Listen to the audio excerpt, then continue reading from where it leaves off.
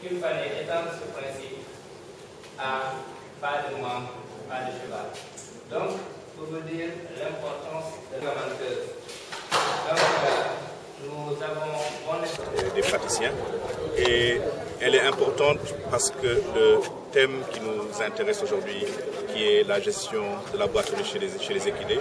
est une problématique récurrente chez les animaux. Donc il était important de pouvoir nous asseoir avec les spécialistes et de pouvoir identifier les protocoles nécessaires pour soulager ces animaux. Quand je parle d'équidés de trait, il s'agit bien sûr des chevaux animalculés qui font la traction, qui font le transport, qui sont au bénéfice de la population.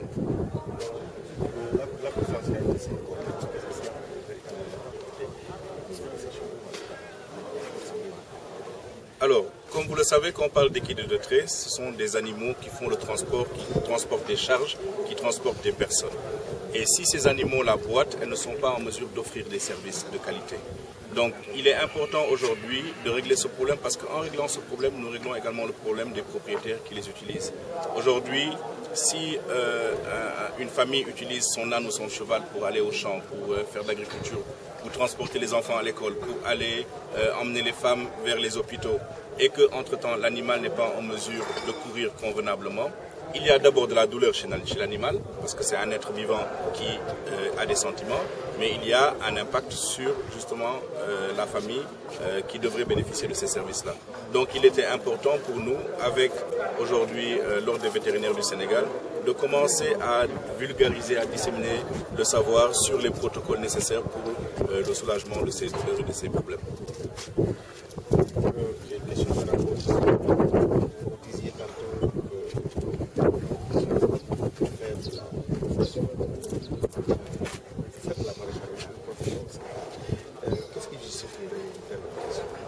Alors, notre objectif principal, c'est le bien-être animal. Et quand on parle de bien-être animal ou bien-être des équidés, il y a différentes composantes.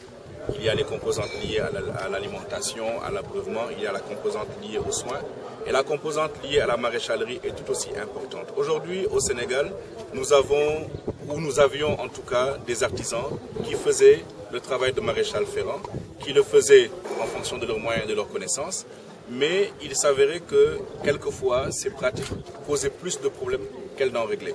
Donc il était important pour nous de voir dans quelle mesure on pouvait renforcer les capacités des prestataires existants, ceux qui sont déjà dans le domaine et qui peuvent améliorer leurs compétences. Vous n'êtes pas sans savoir que la maréchalerie en Europe ou dans les pays de développement est un métier à temps plein et que les praticiens gagnent leur vie à travers ce métier. Au Sénégal et en Afrique de l'Ouest, les artisans qui font ce métier également gagnent des revenus à travers cette pratique, mais la formation était un peu latente. Donc aujourd'hui, nous avons eu l'idée, avec le ministère de l'Élevage, avec d'autres partenaires, avec le ministère de la Formation professionnelle, de réfléchir sur le développement d'un curriculum adéquat, mais également de réfléchir sur le développement de la professionnalisation de ce métier. Comment passer d'un artisan à un véritable maréchal ferrant avec les outils, les compétences, le savoir-faire et le savoir-être pour l'amélioration du bien-être de ces animaux, mais également l'augmentation de leurs revenus. Parce qu'il s'est avéré qu'effectivement, à travers les formations que nous avons données à certains de ces praticiens, ils ont pu augmenter les coûts avec l'accord des populations et augmenter leurs revenus. soof bi nga xam ne moom mooy dal fas yeeg mbaam yi dafa nekk loo xam ne dafa am solo tey jii nit kuy soox du liggéey suñu jàppee fas bi nga xam ne moom moo yoree mën naa wax koomu kër yu bëri fii ci milieu urbain wala ci milieu rural tey jii fas bi suy soox li nga xam ne waroon na ko indil boromam du ko mën a indil du ko mën a indi boiterie wala soox boobu ñuy wax suñ ko xoolee ci fas bi dafa di loo xam ne dafa métti parce que fas wala mbaam day yëg comme ni nit di yëgee donc léegi-léegi mu nekk parce que dañ ko sëf lu mu antanul léegi-léegi mu nekk parce que olet bi nga xam ne war nañ ko olet maanaam tànk yi ñu paare leen defuñu ko léegi-léegi mu nekk loo xam ne ponte la wala leen loo xam ne mu ngi dugg ci suufu tànk bi te su fekkee boromam seetluwu ko fas bi dina daw mais day yëg métit tey jii dañu yaakaar ne collaboration bi nga xam ne am nañ ko ak ODVS muy kuréelu vétérinaire au Sénégal dina permettre dinañu may ñu lawal xam-xam boobu ci naka la ñuy fajee boiterie naka la ñuy fajee soox ci Sénégal fexe mala yi nga xam ne ñoom ñoo koy yëg métit boobu wàññeeku mais également ñi nga xam ne ñoom ñooy borom mala yooyu ñu mën mën ci gis seen bopp parce que dina fekk seen mala nekk ci nekkin bu mucc. am ngeen yéene bu mag mooy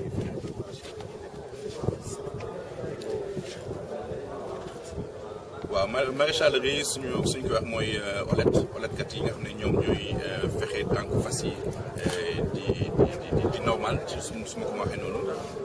Sénégal am nañu fi ay oletkat yoo xam ne peut-être seen xam-xam ci seen maam lañu jóge donc dafa jóge ci seen maam transféré ko par génération ñuy def li nga xam ne moom la ñu xam déjà mu nekk loo xam ne indi nañ ko muy jàppale mala yi mais léegi-léegi dañuy gis xam-xam bi nga xam ne ñu ngi koy def déjà outils maanaam jumtukaay yi ñuy utiliser méngoowul ak jumtukaay yi nga xam ne moom la ñu war a utiliser léegi-léegi nga dagg li nga xam ne waroo ko woon dagg nga yokk métier mala bi donc dañu yaakaar ne war nañu fexe ñi di def liggéey boobu ñu mën ci nekk ay professionnels donc ñu comment tàmbali ay waxtaan ak ministère élevage tàmbali ay waxtaan ak ministère de la formation professionnelle bëgg ci dugal ordre des vétérinaires du Sénégal fexe ñi nga xam ne ñoom ñooy oletkat yi ni vétérinaires yi amee profession nekk ay professionnels oletkat yi aussi ñu mën leen reconnaître parce que liggéeyu oletkat soo ko gisee ci bitim réew liggéey boo xam ne nit ñi dañ koy jàng ci école yi dina dem ba ñeenti at bu nekk oletkat professionnel fii dañ ko bëgg a def formation professionnelle maanaam ñu jël en compte ñi nga xam ne peut-être jànguñu wala demuñu école mais ñu fexe jox leen xam-xam bi leen di may ñu am même qualification yi ki nga xam ne jàng nañu ci école yi